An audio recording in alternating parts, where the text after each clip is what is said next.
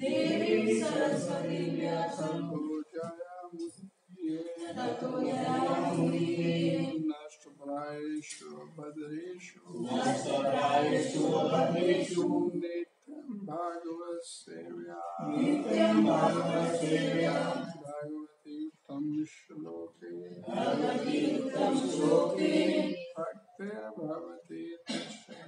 भक्तिर्भवति नश्यति कृष्णाय वासुदेवाय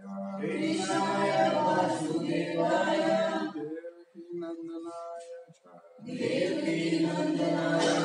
नंदगोकुमाराय गोविंदाय नमो नमः। चर्चा करेंगे श्रीमद् भागवतम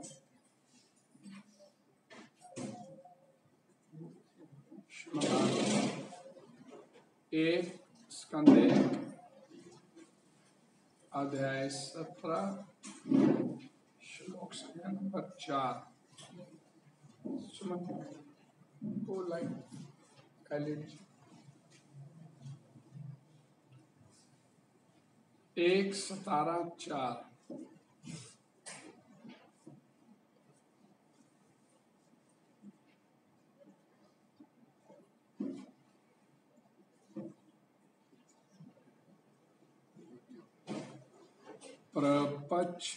प्रपच्छरथमारूढ़ा प्रपच्छरथम आरूढ़ा प्रपच्छरथम आरूढ़ा कार्तस्वर परीक्षदम कार्तस्वर परीक्षदम कार्तस्वर परीक्षदम मेघ गंभीर्य वाचा मेघ गंभीर्य वाचा मेघ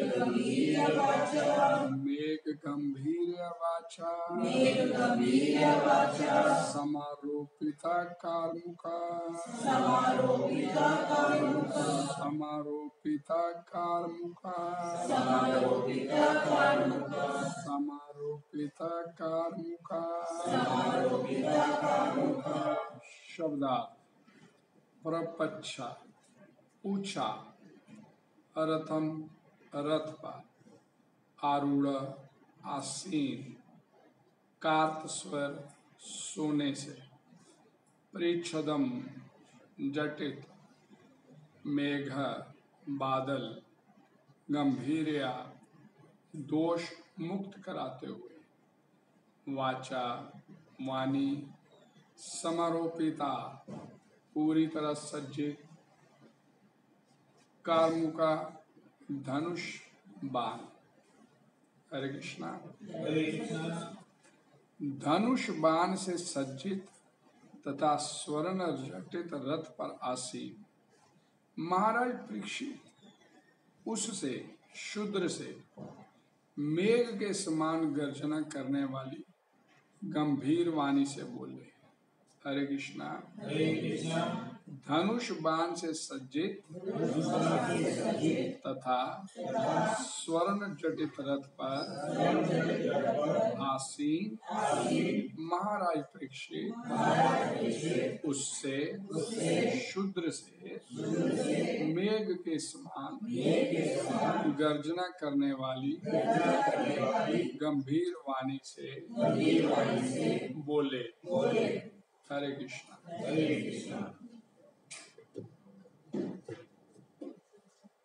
तात्पर्य इस ज्वाइनिंग जगतगुरु श्री प्रभुपाद जी द्वारा सरल स्पष्ट है, ध्यान से पढ़िएगा सुनिएगा।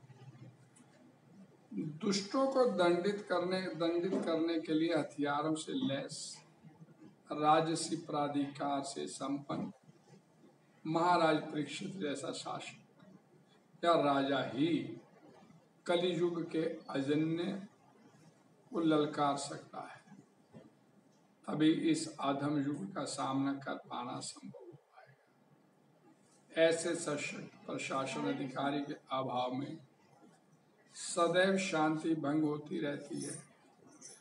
चुने हुए दिखावटी प्रशासक अधम जनता के प्रतिनिधि के रूप में कभी भी महाराज परीक्षित जैसे बलवान राजा की क्षमता नहीं कर सकते। राजवेश अथवा राजशिष्याली का कोई अर्थ नहीं होता।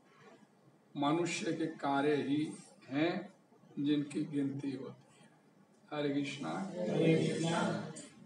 ओम अज्ञानतिमिरन्धस्य ज्ञानाञ्जनशलाकया चक्षुर्मीलितं येन तस्मै श्रीचैतन्यमनोभीष्टं स्थापितं स्वयं रूपा कदा मह्यं ददाति स्वपदान्तिकं वन्देऽहं श्रीगुरो श्रीयुतपदकमलं श्रीगुरुवैष्णवं श्रीरूपं साग्रजातं साद्वैतं सावधूतं परिवर्तितं श्री राधा कृष्ण पादान ललिता श्री नमो विष्णु पदाय कृष्ण प्रसाद श्रीमद भक्ति वेदांत स्वामी नमस्ते सरस्वती गौरवाणी प्रचारिणी निर्विशेष शून्यवादी हे कृष्णा करुणा सिंधु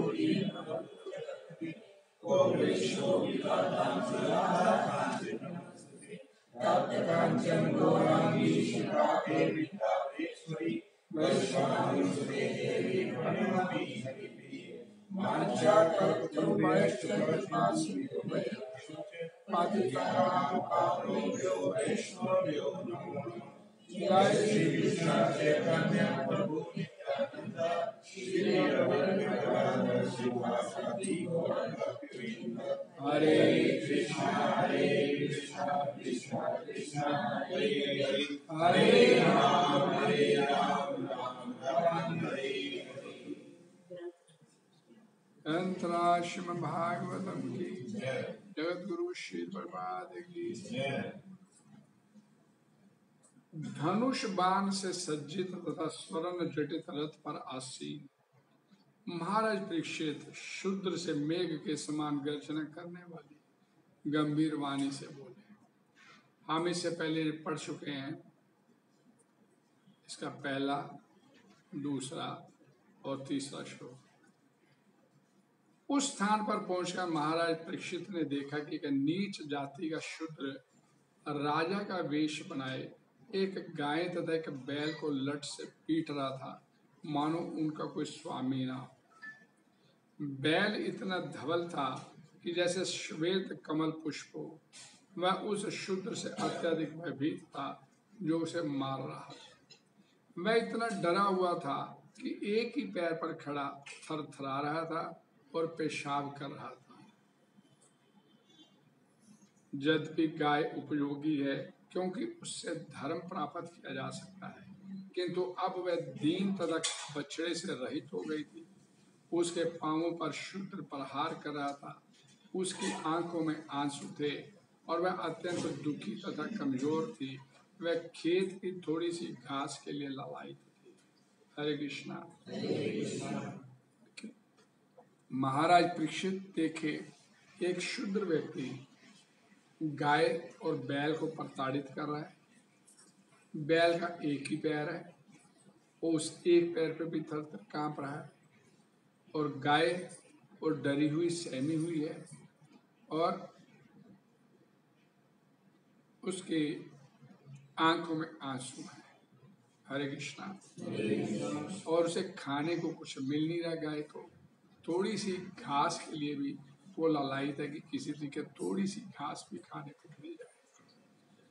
तो महाराज परीक्षित ने जब ये देखा तो उन्होंने उसी समय जो रथ पर आसीन थे उसको, जो शूद्र व्यक्ति था लेकिन राजा का वेश धारण किया था, उसको ललकारते हुए गंभीर वाणी से बोलना शुरू। राजा महाराज परीक्षित का जहाँ पर वर्णन आ रहा है, महाराज परीक्षित एक ऐसे राजा हैं कि वो अपनी प्रजा को दुखी नहीं देख पाते। और यहाँ पर प्रजा में कौन है? गाय है और बैल है। गाय और बैल। यानी हमारे जब हम पढ़ते हैं पुराने अपने ग्रंथ तो पता चलता है कि जो पुराने राजा हुआ करते थे वो उनकी प्रजा सिर्फ मनुष्य ही नहीं होते थे, पशु पक्षी तक उनको अपनी प्रजा में मानते थे और ऐसा होना भी चाहिए। और उनके राज्य में गाय और बैल को एक शूद्र व्यक्ति तो राजा का वेश बनाए। ये कलयुग के लक्षण बताए जा रहे हैं कि कलयुग में जो शूद्र व्यक्ति होंगे, नीच जाति के व्यक्ति, शूद्र जाति के व्यक्ति, शूद्र लोग, वो उनका जो पहनावा की वेशभूषा वो राजाओं की तरह उच्च जाति का व्यक्ति है जैसे, और लेकिन कार्य उसके वही नीच कार्य। यहाँ पर जो वर्णन आ रहा है श्रीमद् भागवतम पुराण में, लेकिन राजा को सहन नहीं हो पा रहा। महाराज परीक्षित बड़ा गुस्से में आ गए और उन्होंने उसे मेघ के समान गर्जना करने वाली गंभीर वाणी से बोलना शुरू। यहाँ पर है क्वालिटीज ऑफ ए राजा। एक 1976 शिला प्रभात अपने 31 अगस्त की बात है, 1976 31 अगस्त, शिला प्रभात जी अपने एक मेंबर ऑफ पार्लियामेंट थे, कृष्ण मोदी भारत की एमपी थे, उसके साथ कृष्ण मोदी उनसे मिलने के लिए आए प्रभुपाद जी, तो उनके साथ उनकी बातचीत के कुछ अंश हैं।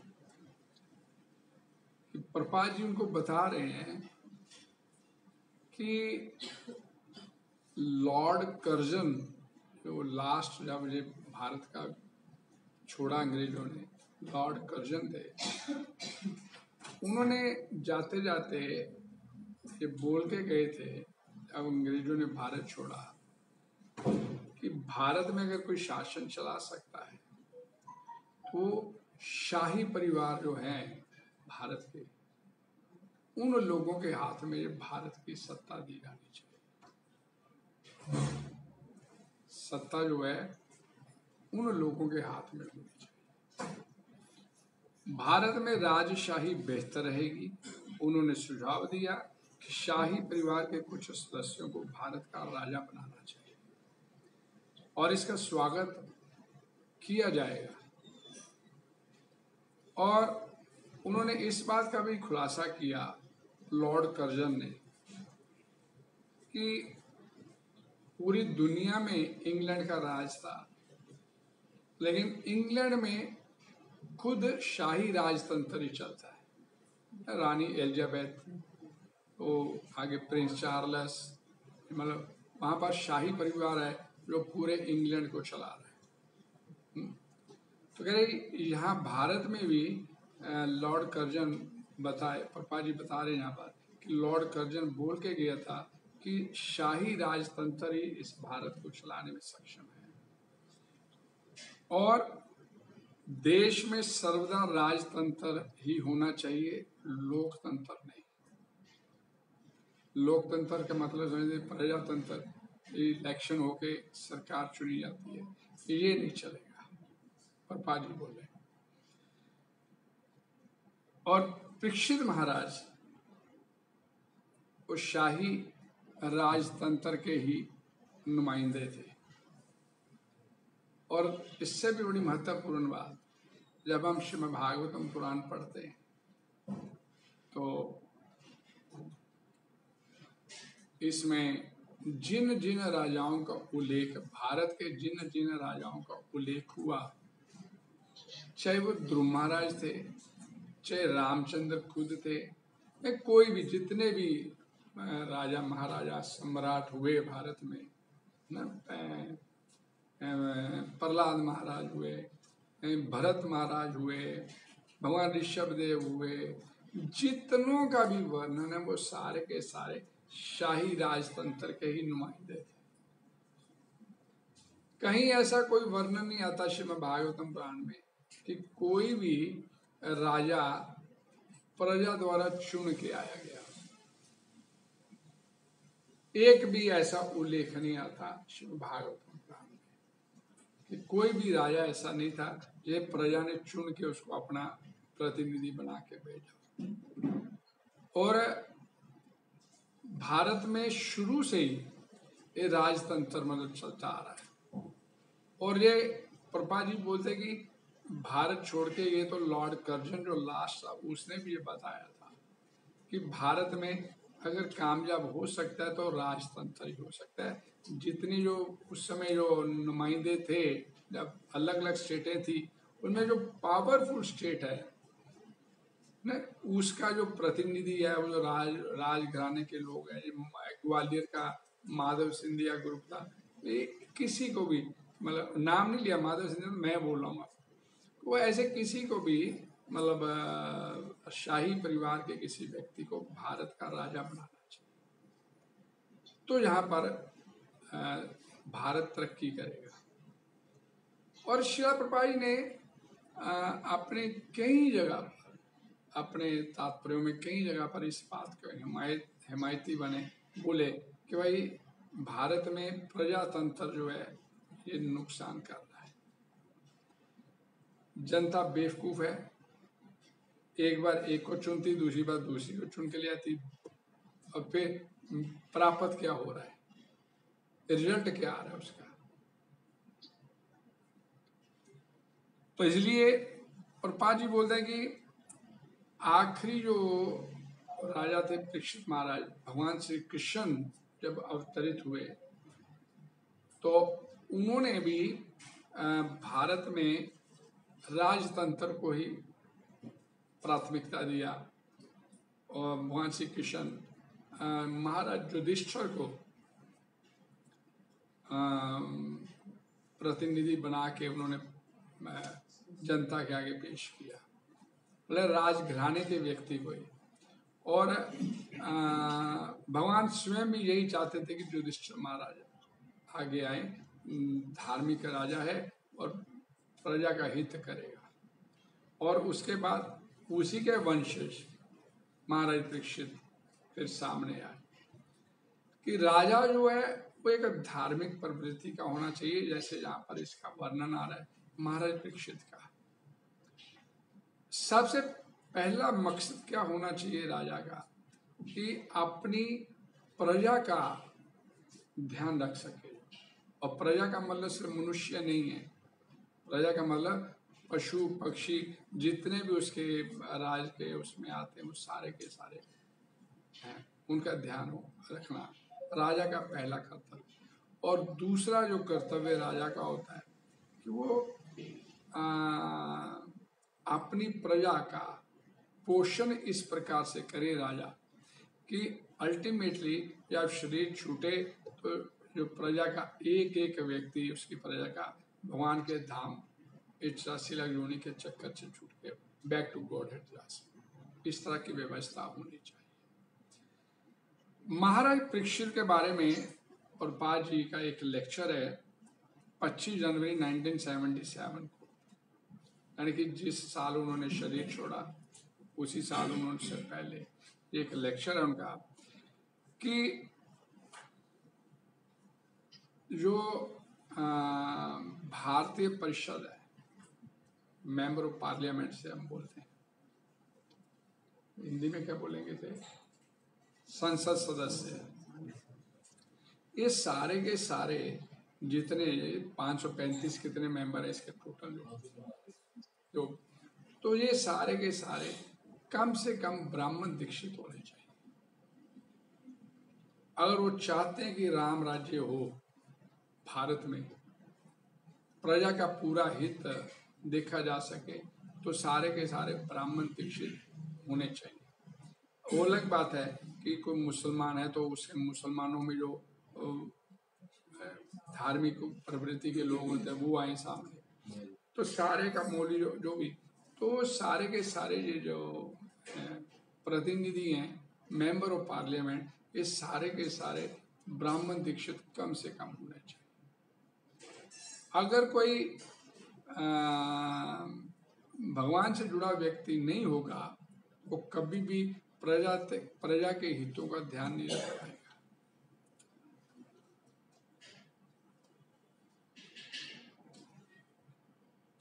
जब महाराज परीक्षित राजा थे,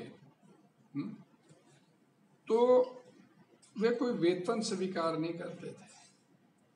आज प्रेसिडेंट ऑफ इंडिया का वेतन यूनो कितना है? कितना वेतन मिलता है उसको?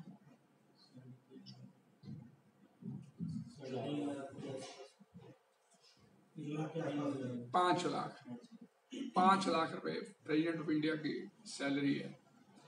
लेकिन बताए कि महाराज परीक्षित वो कोई वेतन नहीं लेते थे, और ना ही उन्हें कोई ऐसे वेतन की आवश्यकता थी। राज्य को बिना खर्च के हिसाब से अच्छी सलाह मिलती थी। बड़े बड़े ऋषि मुनि उस समय सलाहकार हुआ करते थे। जब महाराज परीक्षित थे तो तब तक जो जितने भी इनके जो एडवाइजर होते थे, ये बड़े बड़े ऋषि मुनि हुआ करते थे, और ऋषि मुनि ब्राह्मण होते थे, और ब्राह्मण वैसे कोई वेतन नहीं लेने के लिए होते थे। ब्राह्मण को वेतन उनको राइट ही नहीं है वेतन लेने का, सैलरी लेने का उनका राइट ही नहीं है।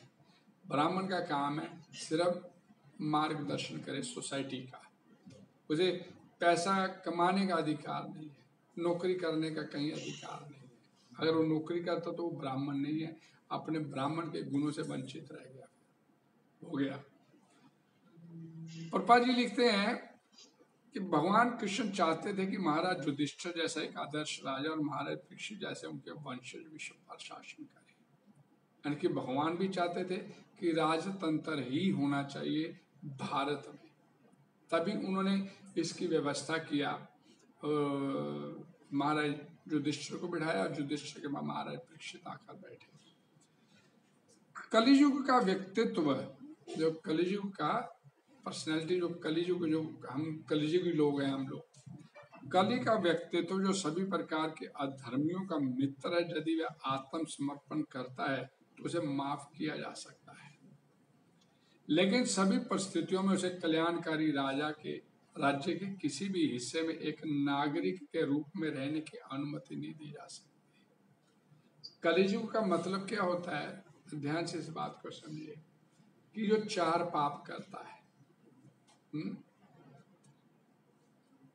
मांसाहार, नशा, जुआ और अवैध वैश्यवृत्ति, ये 4 पाप करता है, ऐसे व्यक्ति को राज्य में रहने की अनुमति नहीं दी जानी चाहिए, अगर वो चाहते कि राम राज्य हो जाए। और पांडवों को भगवान कृष्ण के प्रतिनिधियों को सौंपा गया था, जिन्होंने व्यवहारिक रूप से कुरुक्षेत्र की लड़ाई को जन्म दिया। भगवान कृष्ण चाहते थे महाभारत का युद्ध हो, क्योंकि युद्ध की जो बैकग्राउंड भगवान श्री कृष्ण ने बनवाई, तो लेकिन किसी व्यक्तिगत हित के लिए नहीं। वह चाहते थे कि महाराज युधिष्ठिर जैसा एक आदर्श राजा और महाराज परीक्षित जैसा उसका वंशज दुनिया पर शासन करे, और इसलिए महाराज परीक्षित जैसा जिम्मेदार राजा पांडवों की अच्छी प्रसिद्धि की कीमत पर अधर्म के मित्र को अपने राज्य में पनपने नहीं दे सकता। जब शूद्र के वेश में महाराज परीक्षित ने कली को ललकारा, अब वो प्रसंग है ये सारा, ललकारा और भाई तेरे को रहने नहीं दिया जाएगा इस राज्य में। तो अब उसने बोला, कल भी इस बात चर्चा का विषय था, कि इस बात को बोला कि कलयुग तो विधि का विधान है, द्वापर युग के बाद अब कलयुग आएगा, इसे रोका नहीं जा सकता। तो मेरे राज्य में नहीं, मेरे राज्य के समय के मैं कलयुग को मैं नहीं आने दूंगा। तो मना कर दे कि कलयुग मेरे होते हुए नहीं कलयुग आएगा, तो विधि का विधान है, आप रोके नहीं इसे।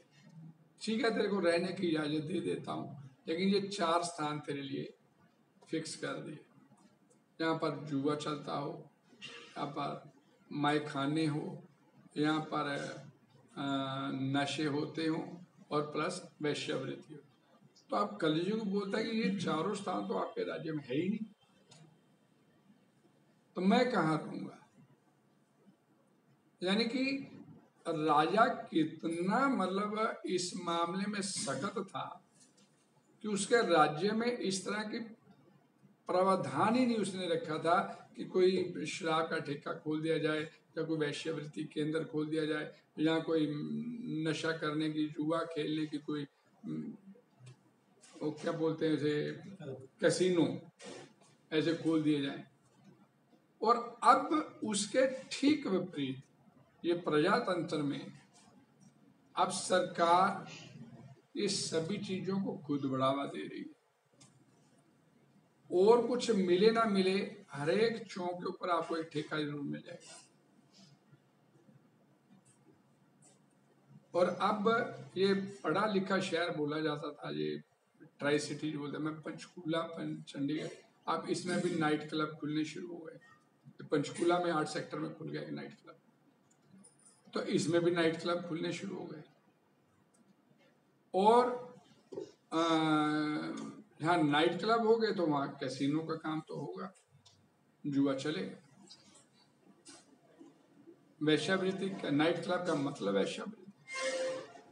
अब सरकार खुद इसके लिए लाइसेंस दे रही है। और कल जी इस बात पर भी चर्चा हुई थी कि गवर्नमेंट खुद ये एक्सपोर्ट ओरिएंटेड यूनिट डेरा बसी में गायों को कत्ल करके उनका मांस पैक करके बाहर भेजा जा रहा है। तो ये गवर्नमेंट ने लाइसेंस दिया, और ये लाइसेंस डेरा बसी में, नॉर्थ इंडिया में डेरा बसी में एक सेंटर खोला जा रहा है, और ये पूरे इंडिया में खुल गया। भाई दलील तो ये दी जाती है कि भाई ये बुजुर्ग गायें जो हैं, बूढ़ी गायें हो गई हैं, बूढ़े बैल हो गए हैं, उनको काट पीट के बेचते हैं। नहीं पहले बात, अब वो जो वहाँ के लोग इतने मतलब डेवलप्ड कंट्री है जहाँ पर जो मांस बेचा जाता है, वो कोई आंखें बंद कान बंद करके थोड़ा बैठे कि ये इस तरह का मांस लेंगे वो। और दूसरी बात, ऐसा होना ही नहीं चाहिए, कत्ल होना नहीं चाहिए गायों और बैलों का, लेकिन खुल गए सेंटर, ऐसे हो गए। तो इसको परमिशन किसने दी? बिना गवर्नमेंट की परमिशन के थोड़ा ये खुल सकते हैं।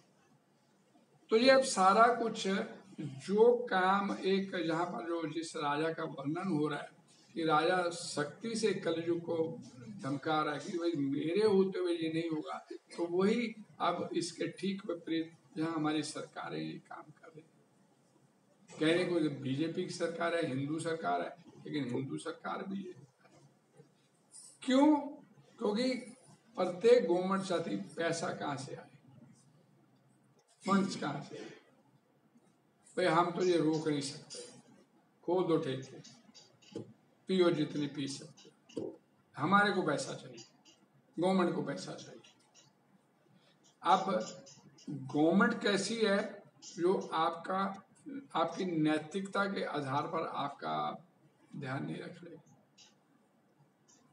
आपको धकेल रही है ये नर्क की तरफ, चलो भाई नर्क जाओ। जबकि राजा को कैसा होना चाहिए तो जो नर्क से निकाल के बैक टू गॉड हेड ले जा सके। फिर यहाँ पर आगे बोला गया श्रील प्रभुपाद जी द्वारा, भगवान चाहते थे कि महाराज परीक्षित जैसा उसका वंशज दुनिया पर शासन करे, और इसलिए महाराज परीक्षित जैसा जिम्मेदार राजा पांडवों की अच्छी प्रसिद्धि की कीमत पर अधर्म के मित्र को अपने राज्य में पनपने नहीं दे रहा था, अलो ही नहीं कर रहा। अब कलयुग तो परीक्षित महाराज के हाथ में नहीं रोकना, नहीं, इसके बाद भी वो स्टैंड लेके खड़े हो गए, भाई नहीं मैं नहीं आने दूंगा। और ये क्या हम ये श्लोक में क्या लिखा कि आपने रथ पर आरूढ़ सवार होके और बड़ी गंभीर गर्जना के साथ उसको ललकारते हुए नहीं चलेगा। प्रभुपाद जी बोलते हैं कि महाराज परीक्षित, ये संत राजा सभी प्रजाओं या जीवित प्राणियों को जीवित रहने और कारावास की उनकी शर्तों को पूरा करने के लिए सुरक्षा देते हैं। महाराज परीक्षित वास्तव में एक आदर्श संत राजा थे, क्योंकि अपने राज्य का दौरा करते समय उन्होंने देखा कि एक गरीब गाय को कली द्वारा मार दिया जाने वाला था, जिसे उन्होंने तुरंत एक हत्यारे के रूप में काम पर ले लिया। इसका मतलब ये कि जानवरों को भी संत राजाओं द्वारा सुरक्षा दी जाती थी, जिन्हें राज ऋषि राजा बोला जाता था। किसी भावनात्मक दृष्टिकोण से नहीं,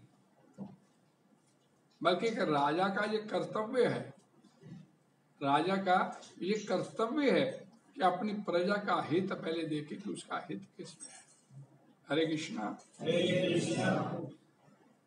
सूर्य लोक के राजा से लेकर पृथ्वी के राजा तक सभी संत राजा वेदों के प्रभाव से प्रभावित रहे, और वेदों में इस बात की व्याख्या अच्छे से की गई कि किसी भी को मारा नहीं जाए। कल मैंने आपको बताया था कि चैतन्य महाप्रभु, जब वो काजी ने बोला कि आपके वेदों में तो वर्णन है बैल की बलि दी जाती है, इसका वर्णन आता है वेदों में, बिल्कुल आता है, चैतन्य महाप्रभु बिल्कुल बलि दी जाती है, लेकिन वो किसकी बलि दी जाती? जो बूढ़ा बैल हो जाता था, और बूढ़ा बैल हो गया तो उसको बलि देने के पीछे उसका मंतव्य क्या होता था कि ब्राह्मणों द्वारा जिन वेदों के मंत्रों से उस बलि को सिरे चढ़ाया जाता था, वो बलि मंत्रों के द्वारा उस बैल को पुनर्जीवन, उसका उस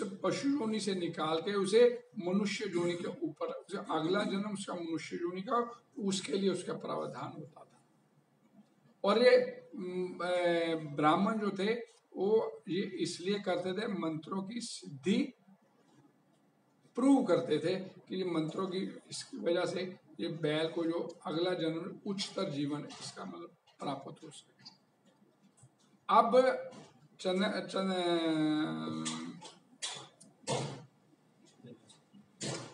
चैतन्य महाप्रभु बोले कि अब वो समय नहीं, अब कलयुग है, गिरावट आ गई, अब ना ब्राह्मण शुद्ध है, ना हवन यज्ञ करने की सामग्री शुद्ध है।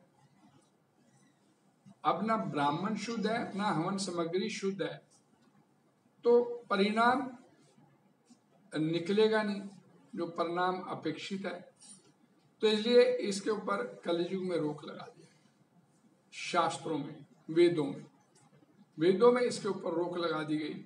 और कलो तत् हरि कीर्तना, कलयुग में सिर्फ और सिर्फ करे हरि नाम संकीर्तन यज्ञ, और कोई यज्ञ का प्रावधान नहीं रखा गया कलयुग में।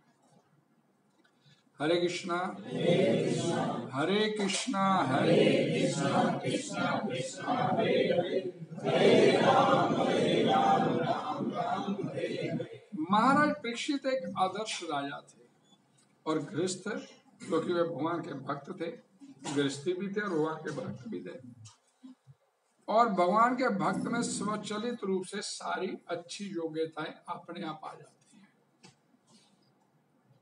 मैं सत्य बोलता हूं, मैं किसी को धोखा नहीं देता, लेकिन मैं भक्त नहीं हूं, मैं भक्त नहीं हूं।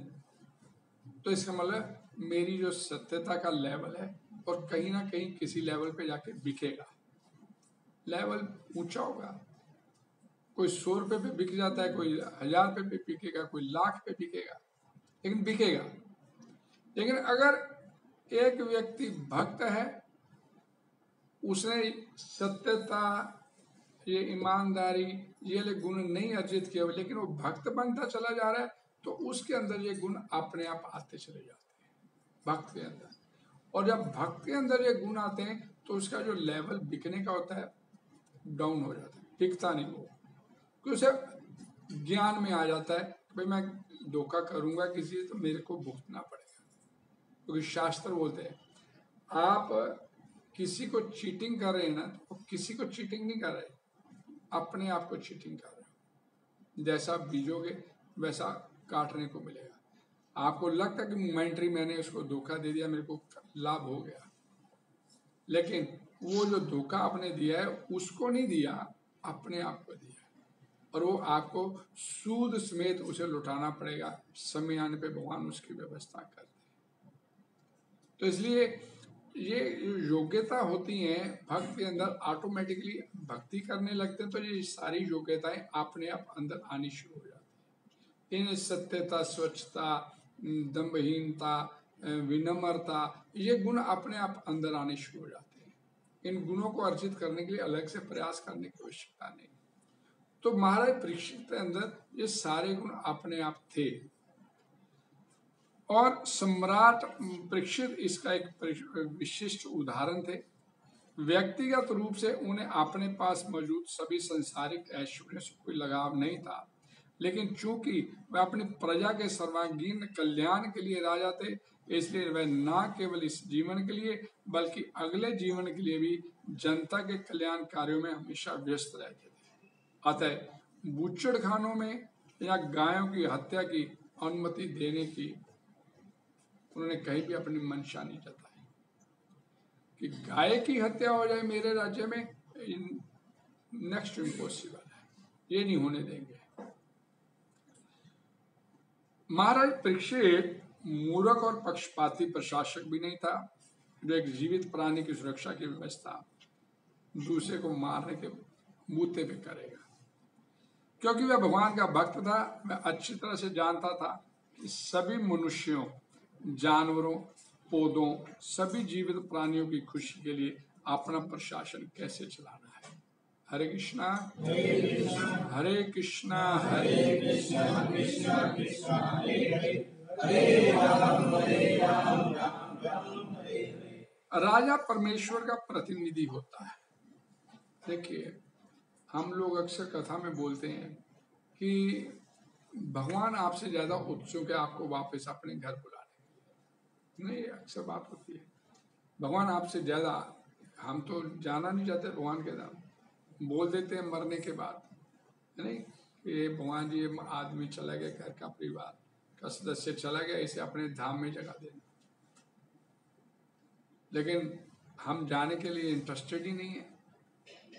जाने के लिए इंटरेस्टेड होते तो हमारे को पता है, अब सभी को मालूम है कि इस संसार से बाहर निकलना है, भगवान के घर वापस जाना है, तो भाई भगवान ने एक कंडीशन रखी हुई है, अंत काले च मामय स्मर मुक्त्वा क्लेवर, अंत में मेरा सिमरन करते शरीर छोड़ना, ये सभी को मालूम है। अंते नारायण स्मृति, सभी को मालूम है ये बात। तो हम में से कौन है जो इस बात की तैयारी कर रहा है कि भाई अंत समय भगवान का नाम ही जीवा से निकले और वापस जाएंगे। उसके लिए तो प्लानिंग करनी पड़ेगी, तैयारी करनी पड़ेगी, हर समय भगवान का सिमरन नाम उसमें लगना पड़ेगा। तो हम कितना लगते हैं सभी जानते हैं। आप 24 घंटों में से कितने घंटे आप लगा करते हो? मान लो 1 घंटा या 2 घंटे, वो 2 घंटे में भी आपका मन कितना लगा? और भी महत्वपूर्ण बात, मन ही नहीं लगा उसको भी, तो हम एक फॉर्मेलिटी कर रहे हैं।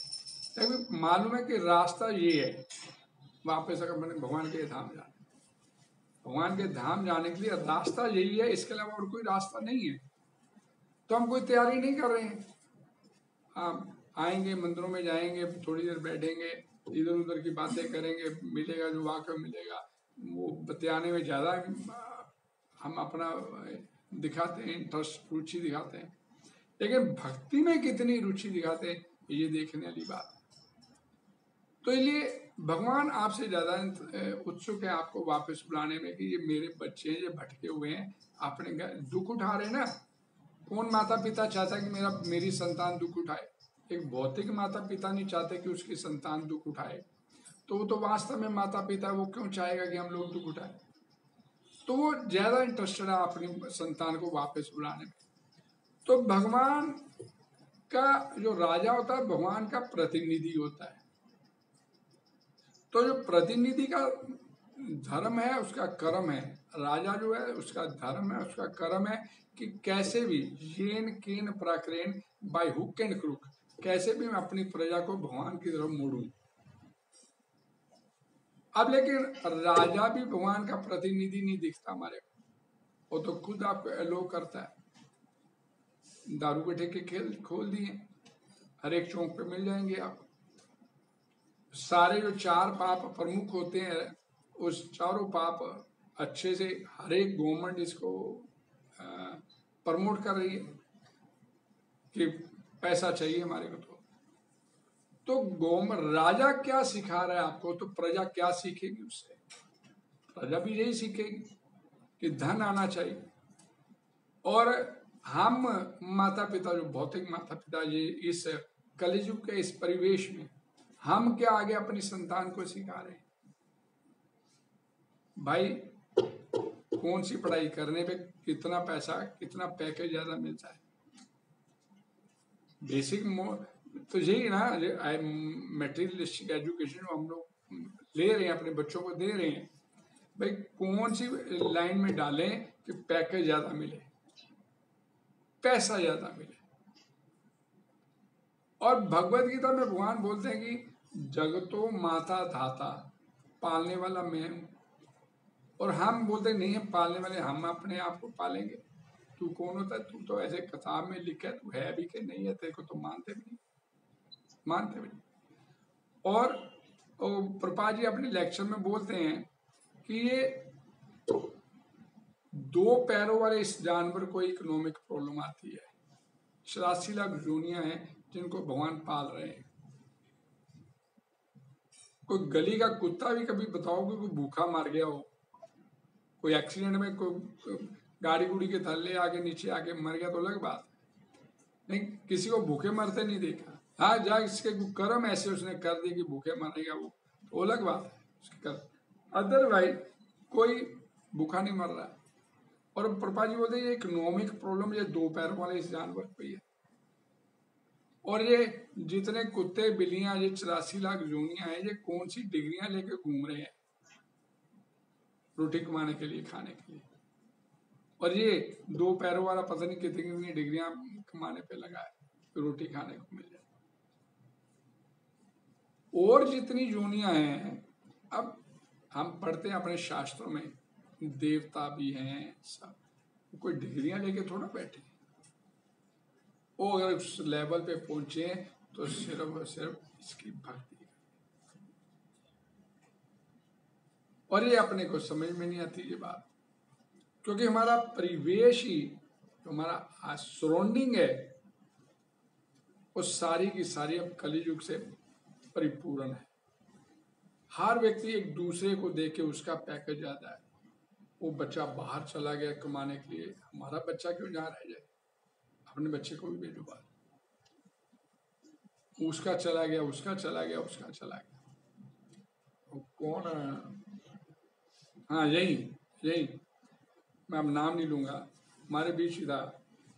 वो माता जी मेरे पास आए, अभी जन्माष्टमी की बात है। तो मैं कहा माता जी वो बाहर चला गया, मेरे को तो उसका फोन आया वहां से कि मैं तो प्रभु कनाडा में हूँ। हाँ जी, बड़ा हमने तो रोका उसको, लेकिन वो दलील क्या उसने दी उस बच्चे ने मेरे को, वो माता बता रही, रोते हुए बता रही, दलील ये दे रहा था देखो वो भी मेरा दोस्त चला गया, वो भी मेरा दोस्त चला गया, वो भी तो अब मेरे को नहीं भेज रहे। आज दलील ये दी जा रही है कि मेरे को भी बाहर भेजो।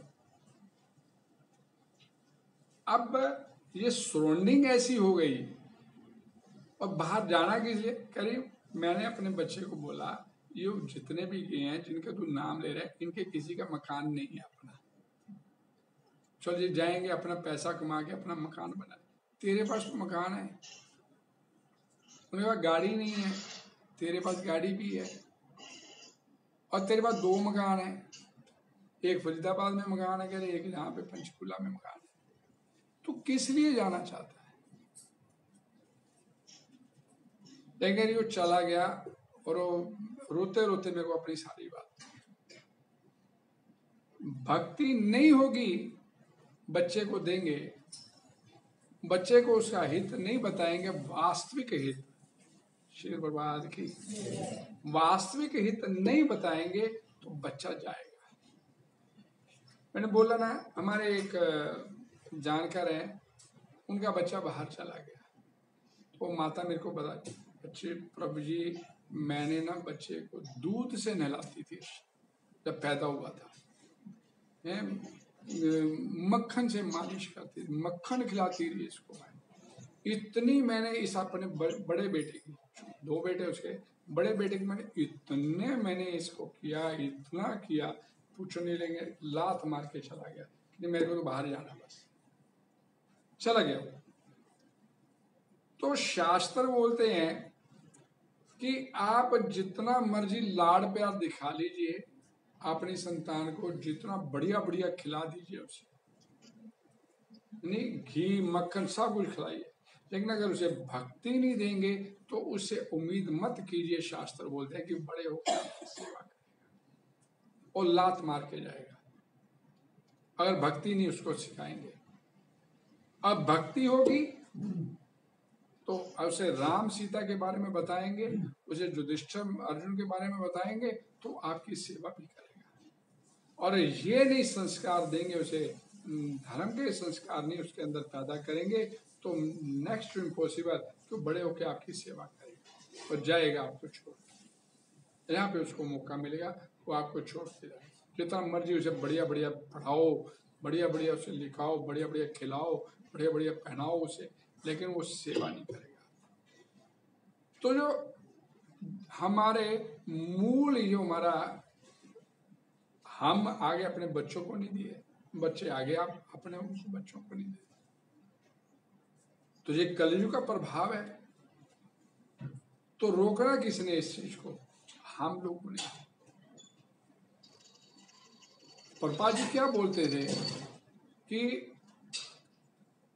कलयुग का प्रभाव अब भी कभी खत्म हो जाएगा। प्रीचर्स की कमी है, रास्ता बताने वाले नहीं आप। और आगे ये कलयुग में इसकी भविष्यवाणी कर दिया श्रीमद् भागवतम पुराण के पहले स्कंद में 14 नंबर श्लोक, मंद सुमंद मतयो मंद भाग्यो। बुद्धि तो पहले ही, लड़की कहेगी जी मैं तो जी बाहर नौकरी करने जाना, माँ बाप चाहते भी नहीं रोक पाएंगे, घर में क्लेश करने पर भेज दो बच्चे को। तो वो कैसे बोलते हैं कि सराउंडिंग ऐसी होती चली जा रही है कि आप रोक ही नहीं पा रहे उसको, लेकिन रोकना भी आप लोगों को पड़ेगा, और कोई रास्ता नहीं है। रास्ता यही है कि उन्हें कृष्णा कॉन्शियसनेस में देखें। मंद सुमंद मतयो मंद भाग्यो, मतलब बुद्धि इतनी मंद होगी कि हम अपना हित भी नहीं देख पाएंगे कि हमारा हित है किसमें। और फिर मंद भाग्यो का मतलब आगे रास्ता दिखाने वाला भी नहीं आपको आगे मिलेगा, रास्ता दिखाने वाला भी नहीं मिलेगा, कोई रास्ता भी दिखा दे हमारे को, बताइए कैसे चलना है। पहले नहीं मेरे को तो एक काम करना, मेरे को नौकरी करनी, लड़की बोले नौकरी कर, और बाद में 10 साल बाद 20 साल बाद खुद रियलाइज करेगी वो लड़की कि भाई मैंने गलती की थी, लेकिन अब पीछे मुड़ने का बैक एंट्री नहीं है उसमें। तो ये प्रभुपाद जी यहाँ पर इस बात की व्याख्या करते हैं कि राजा अगर सही होगा तो सब कुछ सही चलेगा, नहीं तो नहीं। राजा परमेश्वर का प्रतिनिधि है और इसलिए राजा का हित परमेश्वर के हित के समान होना चाहिए। परमेश्वर चाहते हैं कि सभी जीवित प्राणी उनके आज्ञाकारी बने और इस तरह खुश रहें, इसलिए राजा की रुचि सभी प्रजा को ईश्वर के राज्य में वापस लाने में मार्गदर्शन करना है। इसलिए नागरिकों की गतिविधियां इतनी समन्वित होनी चाहिए कि वे अंततः अपना घर भगवान के धाम वापस जा सके। और यही सब कुछ हो नहीं रहा जो शास्त्रों में बोला गया, वो नहीं हो रहा। इसलिए नागरिकों की गतिविधियां इतनी समन्वित होनी चाहिए कि अंततः अपने घर भगवान के धाम वापिस जा सके। प्रभुपाद जी बोलते हैं यहाँ पर कि हम लोगों को मालूम नहीं है, हर व्यक्ति सुखी होना चाहता है। बोले सुख शांति हो बाजी घर में कोई, और सुख शांति का सूत्र कहाँ है ये नहीं मालूम। 2-2 लाख के 4-4 लाख रुपए महीने के पैकेज भी मिल जाएंगे तो सुख शांति नहीं आएगी। सुख शांति आएगी मत चिता मत गत प्राणा बोधयन्ते परस्परम कथयन्ते क्षमाम नित्यम तुष्यन्ति चारवन्ति। भगवान के साथ जुड़ने में और कोई रास्ता नहीं है, कोई रास्ता नहीं है सुख और शांति का। भगवान की सत्ता को स्वीकार करो, उसके आगे सरेंडर करो। भगवान जो बोलते हैं सरेंडर अनटू मी, और सरेंडर करो और वापस अपने घर आने के लिए ये सफलता की सूत्र। भोक्तारम यज्ञ तपसा सर्वलोक महेश्वरम सुहृदम सर्वभूतानां ज्ञात्वा माम शांति। भगवद गीता बोलते हरे कृष्णा हरे कृष्णा हरे कृष्णा कृष्णा कृष्णा हरे हरे राम राम राम हरे हरे। और जो मैंने सारा आपको बताया कि हम श्रीमद् भागवतम पुराण पढ़ते हैं, इसमें कोई भी ऐसा राजा नहीं है जो राजतंत्र से नहीं था। सारे के सारे राजतंत्र से थे, और एक भी राजा का वर्णन नहीं आता जहाँ पर प्रजा ने चुन के उसको किया हो और उसने गलती की हो। क्योंकि राजा पहले राजतंत्र से आते थे, तो उनके जो एडवाइजर चंद्रगुप्त मौर्य तक चाणक्य पंडित थे, उनके एडवाइजर तो अच्छे से मजबूती से उसने राज पाया। तो इसलिए राजा को राज ऋषि होना उसका अति आवश्यक है, और कोई रास्ता नहीं है राज्य में सुख चैन अमन शांति लाने का। कोई डिस्कशन, कोई सवाल? जैसे आपने एक कंडीशन बताई ना, ये हमारे सामने भी आती है, ऐसे ठेके खुले हैं और बहुत कुछ खराब हो रहा है, दिस एंड दैट, बहुत कुछ ऐसा है जो भक्ति में जब हम देखेंगे यार क्या हो गया, भगवान क्या करेंगे, it's not in our hand. तो मैं आपसे अप्रूवल चाहूँगा या फिर आपका उसमें चाहूँगा कि मेरा ये सोचना ठीक है कि मैं प्रभुपाद जी की जैसे स्टडी करता हूँ तो मेरे दिमाग में कोई भी आंसर प्रभुपाद जी से मिलते हैं, तो अब उनके अलग अलग कोर्स आते हैं, तो वो कोर्स को मैं इसमें फिक्स करने की कोशिश करता हूँ। जैसे इतना कुछ हो रहा है बेकार, सब कुछ बहुत कुछ गंद है, तो प्रभुपाद जी कह रहे हैं कि this all nonsense will go on, you just chant Hare Krishna, go back to God. मैं बोलता हूँ, देखिए जब चीजें अपने हाथ में नहीं होती, सॉल्यूशन आपके हाथ में, तो पापा जी का एक लेक्चर है कि रास्ते में कांटे पड़े हैं, चुग नहीं सकते, तो अपने पैर में जूता लगाओ, निकल जाओ। मेरी बात समझ गए? फिर अपने पैर में जूता लगाओ और निकल जाओ, और नहीं तो भगवान से प्रार्थना करो, भगवान कुछ समस्या हल करें, शक्ति दें, कोई आप मतलब भक्ति का वातावरण पैदा कर सकें जो आपके हाथ में, वो कीजिए तो कुछ कल्याण का रास्ता। नहीं तो अपने पैर में जूता लगाइए, अपना भजन करो और इस संसार से निकलने की तैयारी, और कोई रास्ता नहीं है, अपना भजन। प्रहलाद महाराज का वर्णन आता है, उसकी सराउंडिंग कैसी थी, इतनी प्रभावशाली उसकी सराउंडिंग हो गई कि सारा कुछ पलटी मार गया। एक तरह से वो कलयुग वाला सीन चल रहा था ना, हिरण्यकशिपु आ गया सीन में, भाई सब मैं राजा, मैं भगवान, मैं ही सब कुछ, कलयुग वाले लक्षण हो गए। लेकिन कितना प्रभावशाली उसका भजन हुआ कि सब कुछ पलट गया। तो वैसा करके देखिए, करिए भजन,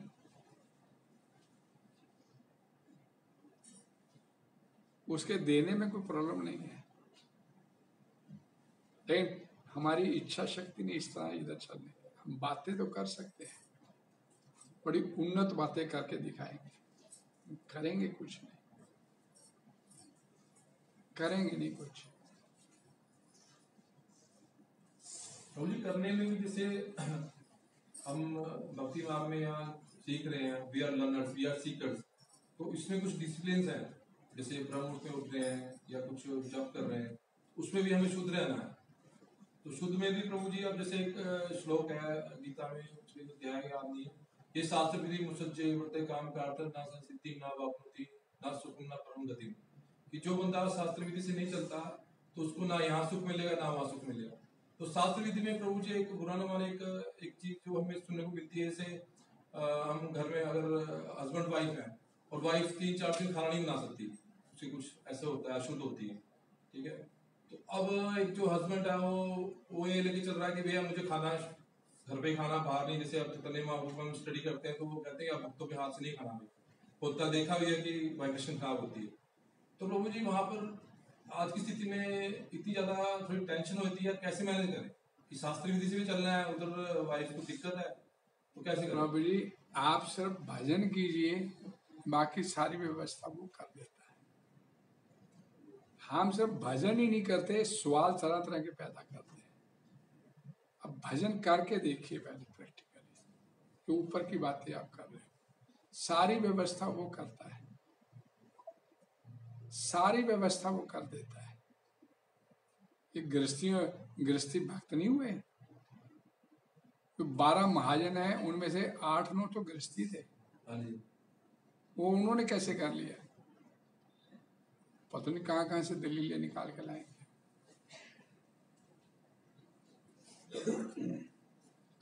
मैं आपको एक बात बोलता हूं, आप सिर्फ अपनी चैंटिंग को इम्प्रूव कीजिए, आप अपनी चैंटिंग इम्प्रूव कीजिए, बाकी काम उसका देखिए। हम चैंटिंग इम्प्रूव नहीं करते, निपटाने वाली चैंटिंग कर देते हैं, चैंटिंग हो गई, वो नहीं चलेगा। आप चैंटिंग इम्प्रूव कीजिए, फिर उसका काम देखिए। जिस चीज की हमारे अंदर कमी होती है ना प्रभु, एक बात समझे, मैं अपने आप को अपनी वाइफ से सुपीरियर मानता हूँ, ईगो होती मेरे, मैं तो जो उसे जो जिस चीज की अपने अंदर कमी होती है ना, उस कमी को हम दूसरों में देखना शुरू कर देते हैं, और परिणाम तरह तरह के फिर अंदर से दिमाग में चलते रहती हैं चीजें।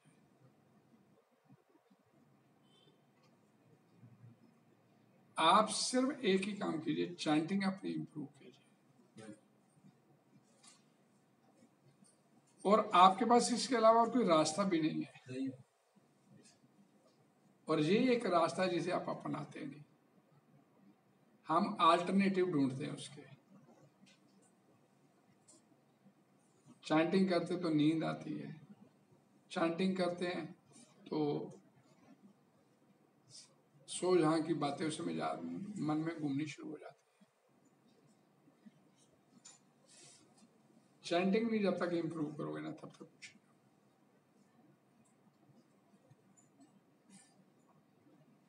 और कुछ